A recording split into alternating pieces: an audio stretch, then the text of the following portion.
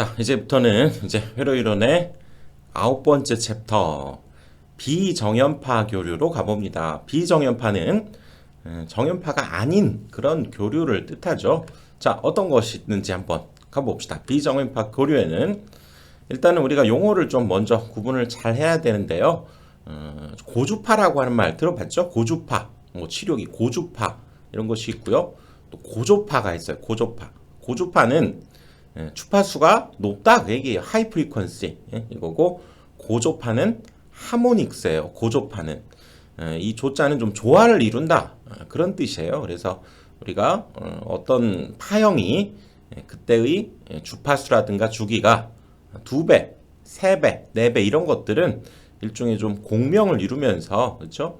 가는 그런 파형을 뜻하기 때문에 고조파하고는 좀 달라요. 고조파는 어떤 파가 이렇게 있을 때 이 녀석하고 전혀 관련 없다고 봐야 돼요. 그냥 이 녀석은 이런 파형에 비해서 아주 높은 주파수를 갖는 그런 주파수를 갖는 파형을 우리가 고주파다 이렇게 얘기하고, 고조파는 완전히 달라요. 이렇게 파형이 있을 때 이 녀석하고 주기나 주파수 이런 것들이 2배, 3배, 4배 이렇게 갖는 그런 주파수예요. 그래서 이 파란색이 이렇게 출렁거릴 때 여기 빨간색을 한번 보면, 자 한번 볼까요? 여기에서 여기까지를 한번 보면 이 파란색은 주기가 자 이만큼이죠. 즉 여기까지 한 번 출렁일 때 얘는 이 사이에서 몇 번 출렁입니까? 정확히 2번 출렁이게 되는 이런 요 녀석의 주파수가 2배 되는 이런 것을 제2고조파 이렇게 얘기하고요. 제2고조파. 또 3번 출렁이면 그렇죠? 제3고조파 이렇게 이름을 붙이겠다는 거죠. 그래서 우리는 여기에선 주로 이 고조파를 다루는데 얘는 뭔가 조화를 이룬다. 이 녀석과 2배, 3배 정확히 이런 주파수를 갖는 것을 우리가 고조파다 이렇게 얘기하고, 기본적인 이런 파가 바로 VM sin 오메가 t 뭐 이렇게 해왔잖아요. 그렇죠? 그럴 때 만약에 여기 최대값은 같으면서 얘가 2배의 주파수를 갖는다 그러면 그렇죠. 오메가 속에는 2파이F 이런 개념이 들어있기 때문에 여기가 만약에 2배가 된다 그러면 여기도 이렇게 2오메가 이렇게 쓸 수 있기 때문에 여기에서 2배의 주파수를 갖는 그런 파형은 사인 2오메가 t 이렇게 표현할 수 있다 그 얘기죠. 뭐 제3고조파는 여기가 그러면 사인 3오메가 t 이렇게 표현할 수 있겠죠. 그치? 뭐 4, 5 이렇게 쭉 나갈 때 5고조파도 이런 5고조파의 파형은 이렇게 표현할 수 있겠죠. 그치? 그래서 이제 그러면 비정연파 교류가 어떤 것들이 있느냐, 뭐 한두 가지가 있는 건 아니겠죠. 이것도 정연파하고 뭔가 비슷하지만 막 일그러져 있죠. 그치? 정확한 정연파가 아니기 때문에 이런 것도 비정연파. 그치? 이렇게 툭 찌고 내려가면서 형태와 교류 형태를 갖지만 이것도 정연파, 사인파가 아니죠. 이런 것도 비정연파라고 할 수 있고, 뭔가 여기에서 내부에서 뭔가 출렁거리는 걸 보니까 얘도 이 속에는 그런 여러 번 출렁거리는 고조파 성분이 들어있는, 그렇죠? 이런 비정연파다라고 얘기할 수 있겠지. 그렇죠? 뭐 이런 것도 약간 구형파, 그렇죠? 입구자 모양을 닮았다 그래서 구형파 이렇게도 부르는데 이것도 역시 비정연파의 일종이 되겠죠. 그래서 이제 비정연파에는 이렇게 뭔가 노이즈가 많이 껴있죠. 잡음, 고조파들이 많이 여기 들어있는 그런 파형이고, 이런 것들도 구형파, 뭐 이런 것을 삼각파 이런 것들도 다 그렇죠? 비정연파 교류다 이렇게 얘기할 수 있다는 거죠. 그래서 이것을 이번 단원에서는 따져보기로 합시다. 자, 그래서 이런 것들이 이제 비정연파가 어떻게 만들어지는지, 어떻게 구성이 되는지를 알아보기 위해서 그래서 이런 예를 한번 이제 우리가 생각을 해봅시다. 거치상파라고 하는 게 있는데요. 뭐 이름을 외울 건 없지만 뭐 예를 들어서 이런 형태의 비정연파 교류를 우리가 거치상파다 이렇게 얘기하는데, 이거는 어떻게 해서 만들어지느냐, 만들 수 있어요. 이 녀석을 어떻게 만드냐면 뭐 이렇게 생긴 것을 구형파라고 하죠. 뭐 이론적으로야 정확히 그치? 이렇게 생긴 파를 우리가 구형파다 그러지만 대략적으로 이것도 구형파의 일종이다 이렇게 본다면, 이거 역시도 우리가 성분을 분석해낼 수 있다는 거죠. 어떻게 구성되는지를 알아볼 수 있다 그 얘기야. 그래서 거치상파 같은 경우는 우리가 알고 있는 이 정연파 이렇게 있죠. 이 녀석을 일단 가져다 놓고요. 또 한 가지는 이렇게 이런 파형이 있다고 합시다. 이것은 뭐 대략 그렸는데요. 얘가 한 번 출렁일 때 얘는 두 번 출렁이다 보니까 이 녀석은 제2고조파다. 제2고조파다. 이렇게 얘기할 수 있죠. 그래서 이 두 녀석의 파를 더해보는 거예요. 더하는 거죠. 여기에다가 얘를 더해서 또 여기에다가 이런 부분을 더해서 그 녀석을 표현해 보면 요 녀석이 이런 파형이 만들어진다.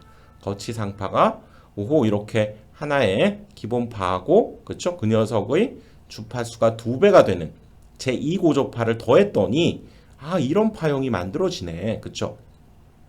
자, 구형파도 한번 보면요. 역시 이렇게 생긴 그쵸? 우리가 알고 있는 정연파, 기본파를 가져다 놓고 여기다가는 한 번, 두 번, 세 번 이렇게 한 번, 두 번, 세 번 출렁이었네요. 그치? 얘가 한 번 출렁이었을 때 이 녀석은 세 번 출렁이 있는 이거는 제3고조파를 그쵸? 제3고조파야. 고조파를 이렇게 해서 둘을 한번 더해보니까 어떤 파가 만들어지냐면 그쵸? 이 부분에다 얘를 더하고 이 부분에다 얘를 더하고 지금 각 모든 부분을 더해서 표현해보면 얘가 이런 파가 만들어진다는 거죠.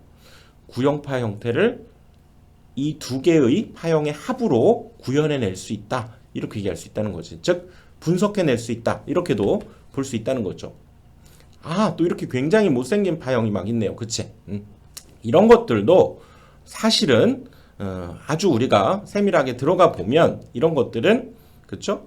이 녀석을 지금 여기 X축이라고 하면 이게 정확히 X축 위아래로 대칭이 아니라 조금은 위로 이렇게 그쵸? 쏠려 있는 그런 형태의 파형이죠.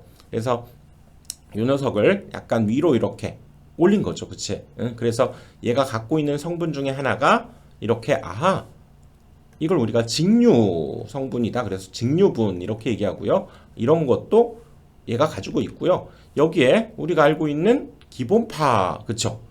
기본파에다가 또 이 녀석 이런 고조파들이 역시 합해져서 또 작은 고조파 그쵸? 굉장히 조금 더 주파수가 3배, 4배, 5배 되는 그런 제4, 5, 6 이런 고조파들이 더해져서 바로 이런 파형이 만들어질 것이다. 이렇게 얘기할 수 있다는 거죠. 어떤 정연파가 아닌 비정연파를 우리가 분석을 해내면 이렇게 기본적인 정연파와 그 녀석의 2배, 3배, 4배 되는 이런 고조파 성분을 갖고 있는 것들을 적절히 더하게 되면 바로 우리가 정말 이렇게 못생긴 그렇죠? 정연파가 아닌 파형들도 역시 만들어낼 수 있고 역으로 얘를 이렇게 분석해낼 수 있다. 그 얘기죠. 그래서 이런 파형이 갖고 있는 이 직류 성분을 우리가 직류분이다. 이렇게 얘기하고요. 그 다음에 그렇죠? 여기 기본적으로 파란색 부분 이 부분을 우리가 얘는 기본파다. 이렇게 얘기하고 또 나머지 뭐 제2고조파, 제3고조파 이런 것들을 우리가 통틀어서 고조파다. 이렇게 얘기하겠다는 거죠. 그래서 어떤 비정연파가 가지고 있는 성분을 분석해 보면 거기에는 직류분, 기본파, 고조파 이런 것들이 들어있게 된다라고 하는 걸 알 수 있다 그 얘기라고요. 그래서 뭐 이 녀석도 기억을 해둬야 돼요. 여러분들 바로 얘는 직류분, 기본파, 고조파가 있어서 이 비정연파는 이런 성분들로 구성되어 있다. 기억을 해둬야 되고요. 외우는 방법 앞 글자를 좀 따볼까요? 고기직. 고기는 물에 삶은 것보다 직접 구워야 맛있어요. 그치? 고기직. 그치? 직화구이가 맛있지. 그쵸? 고기는 직화구이가 맛있다. 고기직. 기억을 해봅시다. 가지고 있는 성분들. 그래서 이런 것들을 이제 이 비정연파가 우리가 뭐 전기에서는 당연히 정연파가 나오는 것이 가장 이상적이고 좋은데 이런 고조파들이 발생하고 또 이런 직류분 이런 것들이 발생하게 되는 그런 원인 때문에 바로 비정연파가 만들어지게 되죠. 그래서 비정연파가 만들어지는 원인에는 이제 우리가 뭐 전기기기나 이런 데서 다뤄보지만 발전기에서 회전하는 전기자의 그쵸 반작용 이 녀석이 전기를 만들어내면서 역으로 우리가 자개를 만들어내면서 거기에서 이런 고조파 성분들이 만들어지고요. 또 변압기에서 그렇죠? 철심이 필요하지. 거기에서 자기가 그렇죠? 직선적으로 이렇게 증가하는 것이 아니라 이렇게 가면서 어느 정도 됐을 때 더 이상 아무리 증가시켜도 증가하지 않는 이걸 우리가 자기포화다 이렇게 얘기하는데 자기포화 이건 뭐 자세히 이제 전기 기계에서 또 다루니까요. 그리고 히스테리시스 현상 그렇죠? 우리가 히스테리시스 곡선이라고 그래서 우리가 전기를 주지 않았는데도 계속 자석에 힘이 남아있게 되는 그런 현상을 우리가 히스테리시스 현상이다 이렇게 얘기하고요. 뭐 히스테리시스 곡선 이거 자세히 또 역시 전기기기에서 다루니까 자 그런 것들이 있다. 여기서는 참고하고 또 넘어가 보도록 합시다. 그리고 다이오드 같은 경우는 일반 우리 RLC하고는 다르게요. 얘는 좀 선형적이지 않다는 거죠. 비선형적인 그런 특성 때문에 이 비정연파를 이런 것들이 만들어낸다라고 하는 것도 기억을 해봅시다. 그래서 이제 이런 기본적인 이론으로부터 이제 푸리에라고 하는 사람이 만들어낸 이론을 여기다가 우리가 적용을 해보니까 딱 들어맞더라 그 얘기라고요. 자 여기서 급수라는 말이 이제 처음 등장하는데요. 급수는 영어로는 시리즈 그래요. 시리즈. 우리 뭐 드라마도 미니 시리즈 이런 거 있죠. 미니 시리즈, 미니 시리즈. 그래서 단막극으로 한 편에 끝나는 것이 아니라 여러 개의 그쵸 각각의 한 편 한 편들이 합해져서 하나의 작품이 만들어지는 이런 걸 우리가 미니 시리즈다 이렇게 얘기하듯이 이 시리즈 급수라고 하는 것을 우리가 시리즈를 뭐 한자로 이렇게 급수라고 하는 말로 표현했는데요. 바로 어떤 녀석들이 이렇게 더하기 형태로 표현되어 있는 식을 우리가 수학에서 시리즈 또는 급수라고 해요. 그래서 푸리레라고 한 사람이 만들어낸 급수인데 어떤 이런 파형이 바로 이렇게 분석을 해보니까 그쵸? 무수히 많은 그런 주파수의 성분 특히 이런 삼가함수로 표현될 수 있는 그런 녀석들로 바로 더해져 있다. 그치? 무수히 많은 주파수의 성분의 합으로 삼각함수의 합으로 표현이 가능하다라고 하는 것을 이 사람이 발견하고 또 식으로 표현했다는 얘기죠. 자, 이 속에는 아까 얘기한 대로 각각의 성분이 더해져 있다 이렇게 봐야 돼요. 그래서 어떤 이런 비정연파라고 하는 파형을 갖고 있는 그 녀석을 우리가 FT라고 한다면 거기에는 A0 뭡니까? 이건 하나의 상수죠. 그치? 그래서 우리가 수학적으로 이 직류분을 얘기할 때는 뭐 예를 들어서 y는 뭐 3이라든가 이렇게 어떤 상수로 표현되어 있지는 함수죠. 그치? 그래서 이 부분 직류분과 또 이렇게 보면 코사인의 항으로 또 이렇게 많이 구성되어 있고요. 또 뭡니까? 이렇게 사인 항으로 또 많이 구성되어 있는데 보니까 코사인도 기본적으로 오메가 t가 있다면 여기 보면 2오메가 t, 3오메가 t 쭉쭉쭉쭉 가서 n오메가 t 형태로 표현되는 이건 이제 고조파 성분이다 이렇게 볼 수 있겠죠. 얘는 기본파. 직류분과 기본파와 고조파 성분으로 구성되어 있는데 이것이 코사인과 사인이 역시 적절히 뒤섞여 있다는 거죠. 사인에도 마찬가지로 여기 오메가 t가 있는 것이 이 녀석이 바로 기본파, 사인의 기본파고요. 2오메가 t, 3오메가 t, n오메가 t 이런 것들이 역시 쭉 다 더해져 있는 이런 형태의 식으로 모든 파형을 이렇게 표현해낼 수 있다라고 하는 것이 바로 푸리의 급수의 핵심 이론이에요. 그래서 자 방금 계속 공부했던 대로 어떤 정연파가 아닌 비정연파를 이런 직류분과 그쵸? 요거 기본파와 나머지 고조파 성분들로 표현해낼 수 있다라고 하는 것을 이론으로 해서 그걸 수학적으로 이렇게 정확히 표현해낸 이런 식을 푸리의 급수, 푸리의 시리즈 플러스로 표현되어 있기 때문에 급수 이렇게 표현을 했다는 거죠.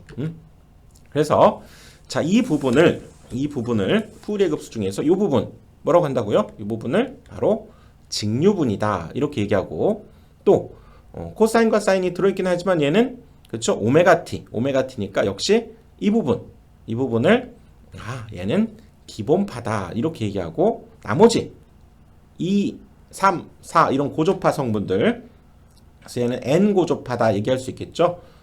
그 녀석들을 통틀어서 얘는 고조파다. 그래서 아하 역시 고기는 직접 구워야 맛있다. 물에 삶지 말고 고기는 직화구이가 맛있다. 고기직 이렇게 기억을 해보자. 그 얘기죠. 그래서 이 녀석을 조금 멋있게 표현을 해보면 자 A0 얘가 직류분 그 다음에 이 녀석 사인들의 지금 쭉 그쵸? 규칙성 있는 합이니까 A1, A2, A3 응? 그 크기를 나타내고요. 역시 오메가도 1, 2, 3 이렇게 변해가기 때문에 아하 시그마로 표현해보면 간단히 표현할 수 있겠죠. 1에서부터 무한대까지 그쵸? AN의 코사인 N 오메가 T 이 녀석을 시그마를 통해서 표현해 봤고요. 마찬가지 이 녀석도 그쵸?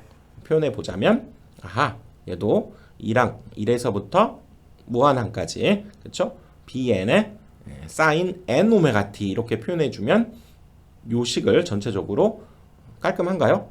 이렇게 시그마를 써서 표현하면 깔끔하게 표현할 수 있다. 이게 바로 푸리의 급수다. 이거예요. 이거 모든 파들이 이걸로 다 표현이 된다. 이게 바로 푸리의 급수의 이론이다. 그 얘기지. 그래서 방금 얘기했던 대로 푸리의 급수는 자 더하기로 표현되어 있는 식 푸리에가 만든 그쵸? 그래서 비정연파를 무수히 많은 성분의 삼각함수의 합으로 플러스 급수 그쵸? 합으로 표현이 가능하다라고 하는 것이 푸리의 급수 이론이고 방금 얘기했던 대로 직류분 그 다음에 역시 각각의 삼각함수 성분들 코사인 성분도 있고 사인 성분들도 있고 이것이 일반식이 되겠다 그 얘기죠. 그럴 때 이때의 직류분 여기 A0를 우리가 직류분이다 이렇게 얘기하고 어떤 파형이 있을 때 뭐 어떤 파형이 이렇게 있다고 합시다. 어떤 파형이 이렇게 있을 때 얘를 찾는 방법은 뭐냐? 얘를 찾는 방법은 그 파를 0에서 t까지 한 주기죠. t는 주기야. 0에서 t까지를 적분한 것을 다시 t로 나누었네요. 즉 한 주기를 다 적분한 것을 우리가 평균 냈다. 이렇게 얘기할 수 있죠. 그래서 한 주기 동안의 평균값이 바로 직류분이다. 이렇게 얘기한다는 거지. 자, 그래서 한번 생각을 해봅시다. 자, 이 식도 이해할 겸 생각을 해보면 자, 가장 기본인 sin x를 한번 해볼까요? 자, 사인 그래프를 이렇게 우리가 한번 그렸죠. 그치? 여기에서 한 주기면 여기에서 여기까지를 뜻하지. 그치? 만약에 sin x라고 한다면 이 녀석을 한 주기 동안 적분하면 얼마입니까? 이 면적과 이 면적이 같고 얘는 x축 위에 있고 얘는 아래에 있기 때문에 0이 돼버리죠. 알지? 이거 정적분을 하게 되면 0이 돼버리기 때문에 어차피 이 상황이라면 t로 나누어 봤자 0이 되겠죠. 그치? 그래서 이 녀석의 직류분은 이제 즉 요 상황에서죠. 요거에서의 직류분 A0는 얘는 0이 되겠다. 즉 이렇게 되겠다는 걸 알 수가 있죠. 그러네. 그쵸? 이 녀석은 직류분이 즉 없다. 이렇게 얘기할 수 있다는 거죠. 또 한번 볼까요? 예를 들어서 자 이런 역시 구형파가 있다고 합시다. 구형파가 있을 때 이 녀석이 갖고 있는 직류분이 뭐냐 그러면 자 느낌적으로도 알아야 돼요. 얘는 지금 여기 x축을 기준으로 위아래로 정확히 대칭이기 때문에 얘는 직류분이 없겠지. 하지만 정확히는 뭐라고요? 이 녀석과 한 주기니까 여기에서 여기까지 이 부분 적분하면 이 넓이 이 부분 적분하면 이 넓이인데 두 넓이가 같으니까 이 녀석도 그러면 직류분은 0이 되겠네 라고 판단할 수 있다 그 얘기죠. 그치? 그래서 또 한 번 볼까요? 자 아까 그 사인파가 지금 약간 이렇게 위로 올라가 있네. 그쵸? 얘보다는 우리가 알고 있던 사인파보다 윗방향으로 조금 평행이동돼서 올라가 있죠. 그치? 이런 경우도 원칙적으로는 이제 한 주기 여기에서 여기까지가 이제 주기가 되겠죠. 그치? 이 부분을 적분을 하게 되면 얘는 x축과 적분하면 이 넓이가 되고 또 이 부분 적분하면 여기가 되고 여긴 양의 값이 또 더 있으니까 분명히 이 둘의 합이 얘보다는 훨씬 크죠. 그러니까 그것을 역시 t로 나누어서 계산해 보면 얘가 어떤 값 A0라고 하는 부분을 갖게 되는데 이것이 바로 이런 파형을 예로 들었을 때의 직류분이다. 이렇게 얘기할 수 있다는 거죠. 그치? 아니나 다를까 이 직류분이라고 하는 것은 원래 이렇게 생겨있던 사인파를 y축 방향으로 이렇게 옮긴 그쵸? 평행이동한 그 값만큼이 바로 계산되어지는 즉 직류분이다. 이렇게 얘기할 수 있다는 거지. 그치? 이 경우도 마찬가지죠. 아까 구형파가 지금 y축 방향으로 좀 이렇게 옮겨졌죠. 평행이동을 통해서 옮겨졌기 때문에 이 녀석 역시 한 주기 여기서 여기까지를 정적분을 해보면 얘는 이 넓이, 얘는 고작 요 넓이니까 이 넓이를 바로 이 t로 나누어 보면 결국 뭐 평균적으로 이 넓이가 되겠죠. 그치? 그래서 요 넓이, 이 부분이 바로 그렇다면 이 구형파의 직류분이 될 것이다. 얘는 뭔가 있다는 거죠. 그치? 그래서 그 의미는 이 녀석이 지금 직류분인데요. 이 녀석이 사실상 이렇게 평행이동을 통해서 올라갔다. 이렇게 볼 수 있고요. 원래 이렇게 생겨있던 직류분이 없던 구형파가 역시 이런 직류분을 갖는다는 것은 지금 여기 0이었던 이 녀석이 이만큼 이렇게 위로 올라간 그런 상황으로 우리가 받아들일 수 있다. 그 얘기죠. 자, 이걸 한번 이해하기 위해서 한번 설명해 봤고요. 한 주기 동안에 평균값이다. 이렇게 보면 직류분을 구할 수 있다. 그 얘기죠. 얘를 구했다. 그 얘기지. 그 다음은 자, 요 녀석을 이제 어떻게 구하냐? 요 녀석 AN과 BN 요 녀석도 이제 어떻게 구하는가 해보면 사실상 이 녀석은 굉장히 좀 복잡해요. 그리고 우리가 공부하는데 크게 실효성도 없어. 이거 아주 복잡하게 해서 증명하고 한다고 해서 나중에 연계성이 있느냐도 없고요. 전혀 없고 또 복잡해서 이것은 이거 공식의 형태만 여러분들이 좀 기억을 하고 갑시다. 이 녀석은 ft에다가 코사인 m 오메가 t 이걸 곱한 뒤에 사실상 얘는 2분의 t로 나눠준 거예요. 그러니까 반주기로 나눠준 것이다. 그러니까 2가 이쪽으로 올라가서 t분의 2가 된다는 거. 형태는 똑같죠. bn도 여기 사인 있기 때문에 형태만 좀 기억을 하고 갑시다. 시험에 잘 나오지도 않고 나온다고 하면 이 형태만 좀 잘 기억을 해봅시다. 그렇죠? 그것이 더 합리적인 것 같아요.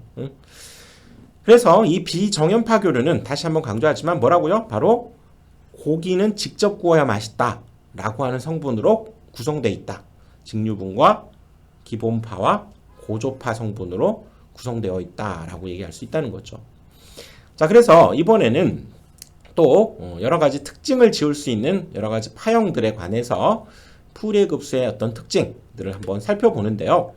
자, 첫 번째, 자, 기함수라고 하는 말 이제 우리가 써먹게 됩니다. 기함수. 그리고 이것을 이게 공식적인 용어고요. 우리 전기에서는 이걸 정연 우리가 사인 있죠, 사인.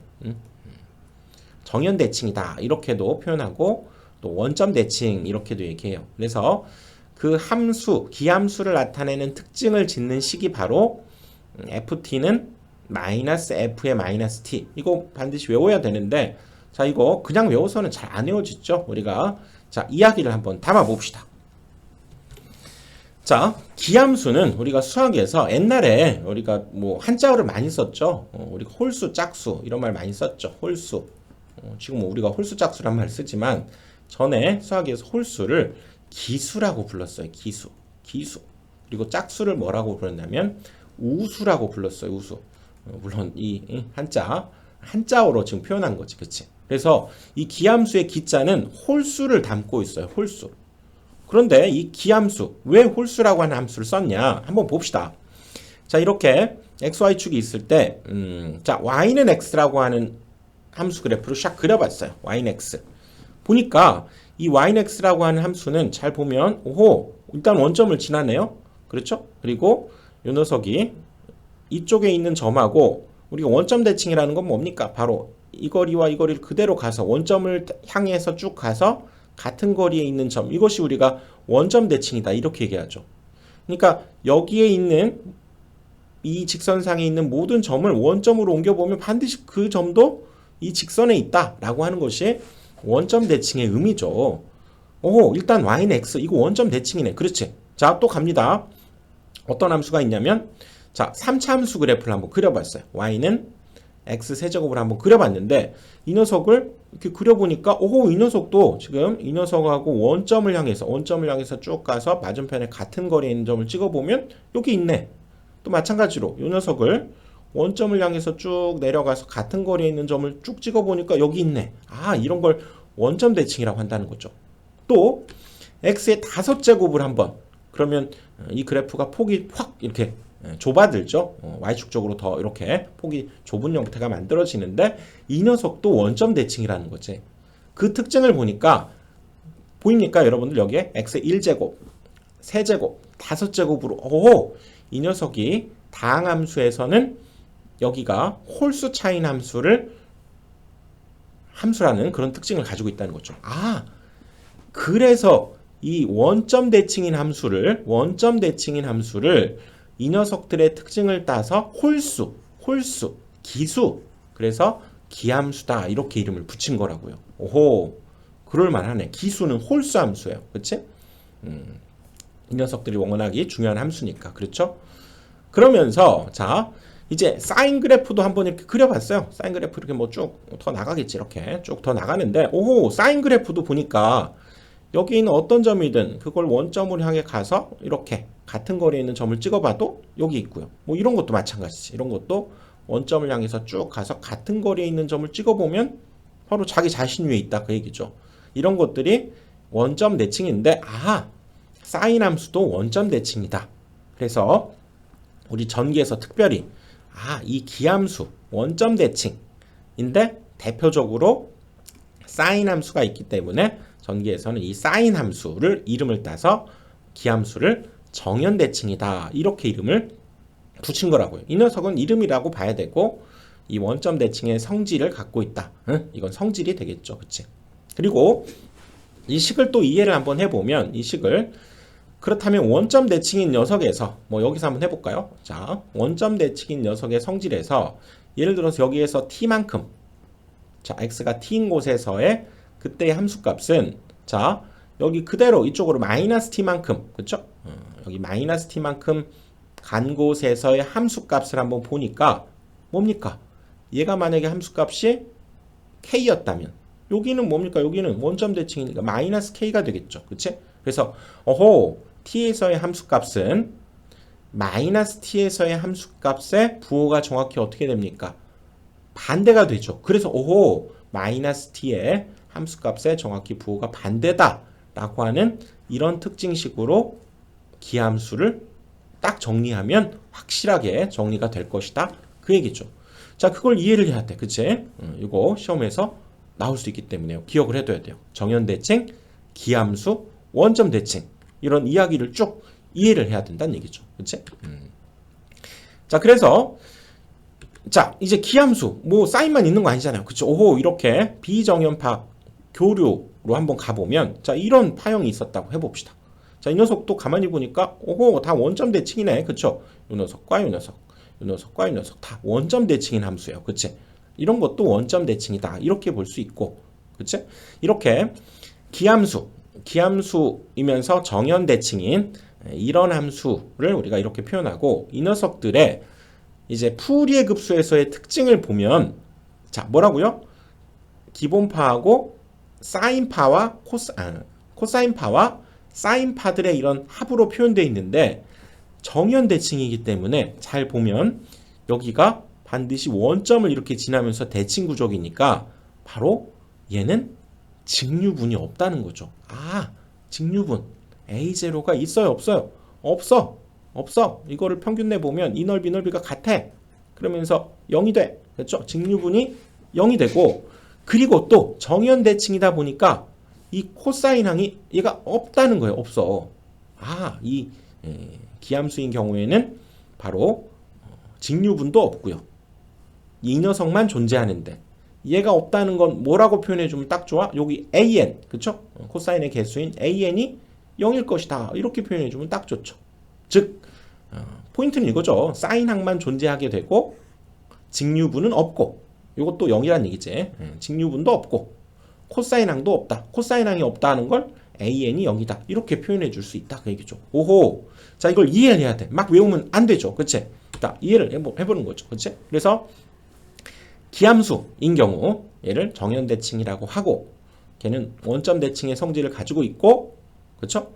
t에서의 함수값을 k라고 하면 여기 마이너스 t에서의 함수값은 마이너스 k가 되기 때문에 이 식이 만들어졌고 얘는 직류분이 없고 사인항만 정연대칭이니까 사인항만 존재해서 직류분과 코사인 그쵸?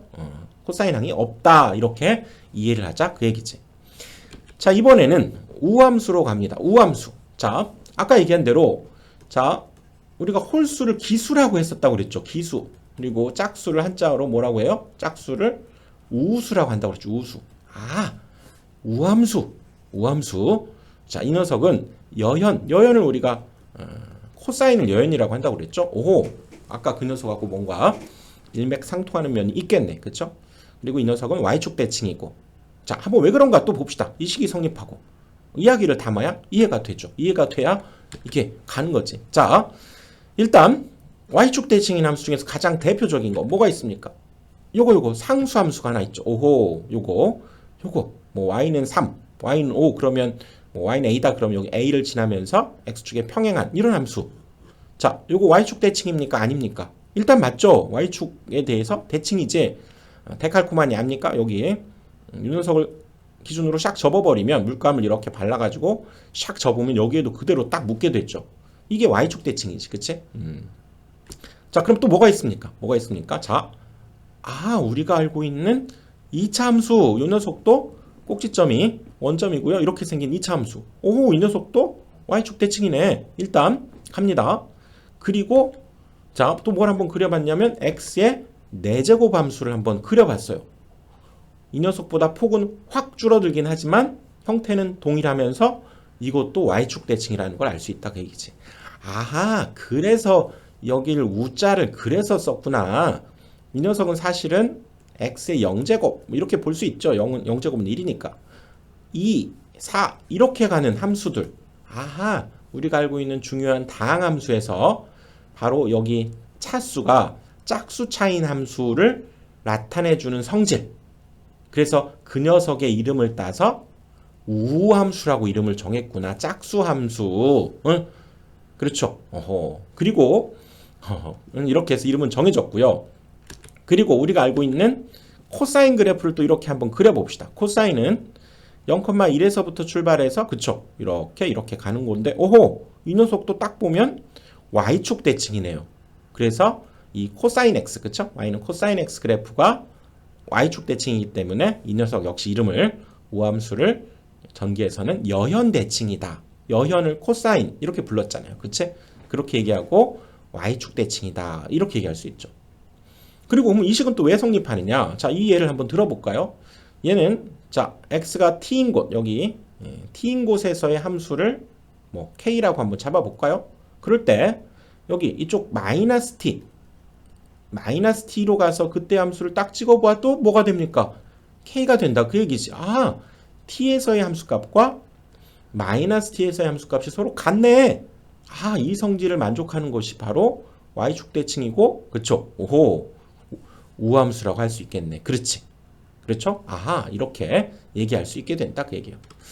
자, 그런데 우리가 여러분들 여기 기함수, 우함수 뭐 처음 접하시는 분들 많죠. 우함수, 기함수. 그럴 때 이게 참 헷갈려. 기함수가 원점 대칭. 얘 원점 대칭이에요. 원점 대칭.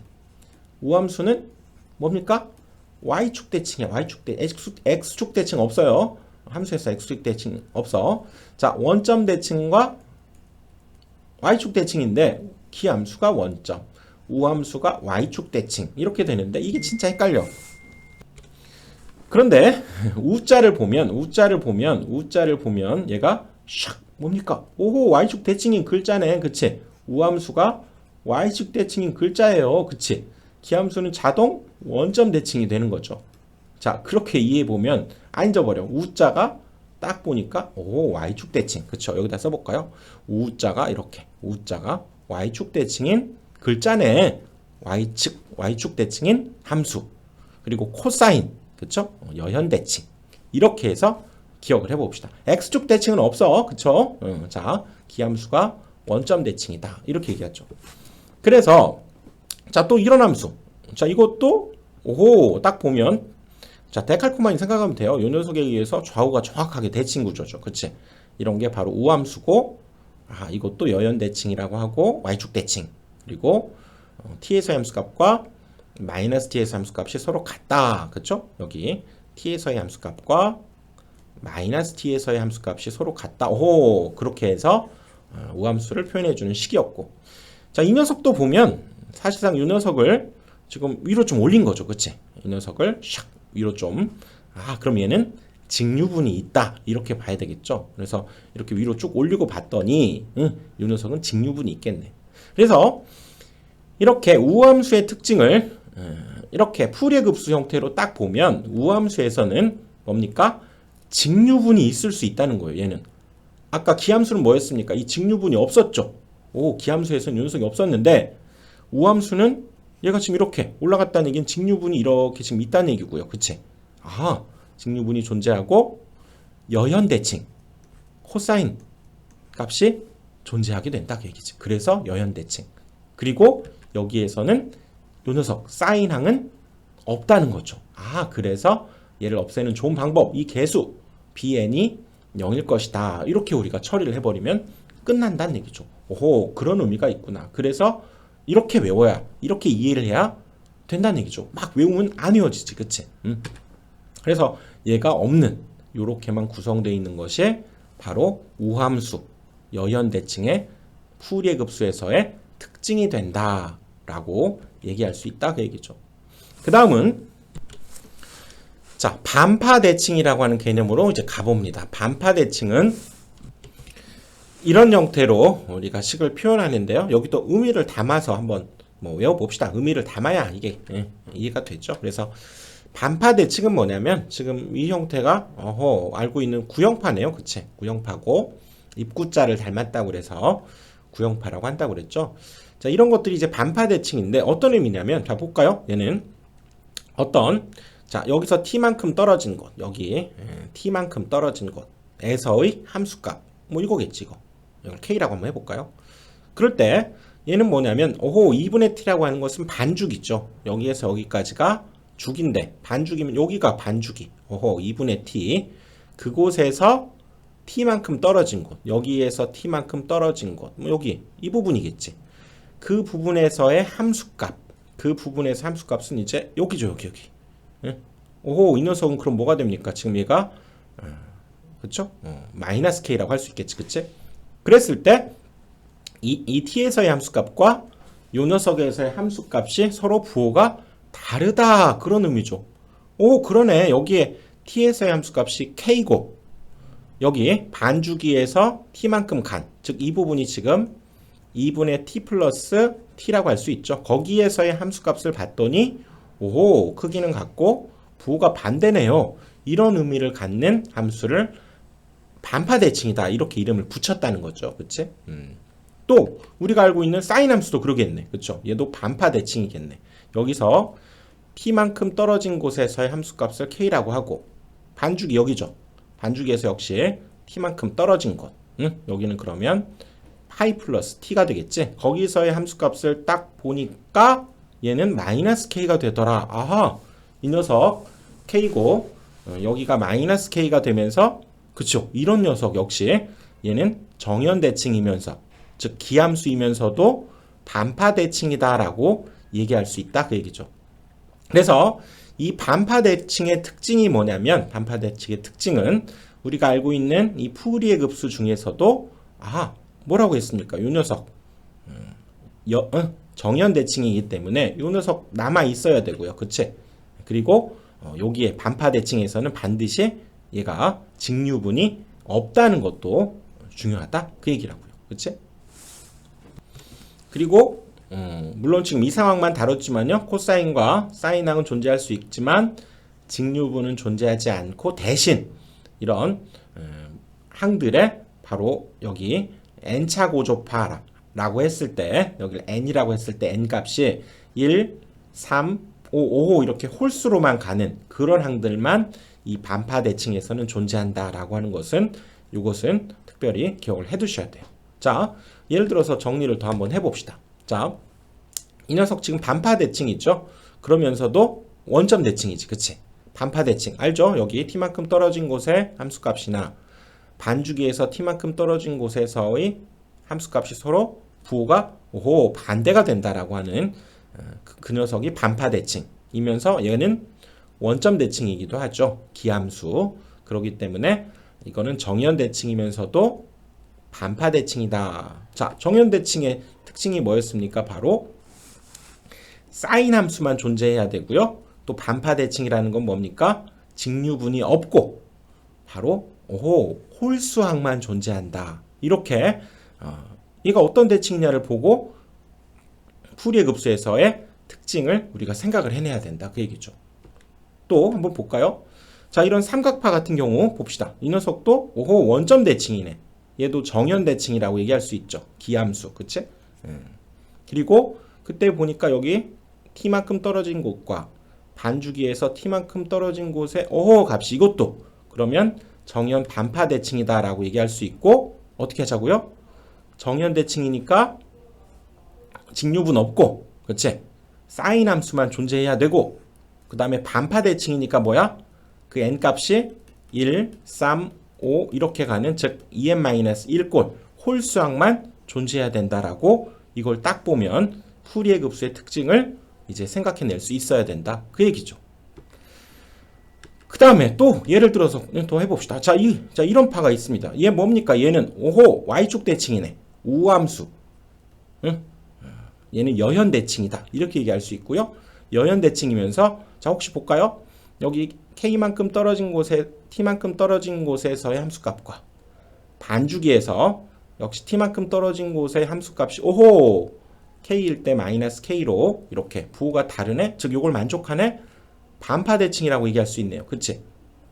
그럴 때에는 직류분이 없다고 그랬죠. 직류분이 없고 여현 코사인 함수만 존재하면서 반파 뭡니까? 바로 홀수차 n이 1, 3, 5 이런 것들로만 구성되어 있다. 이렇게 봐야 된다는 거죠.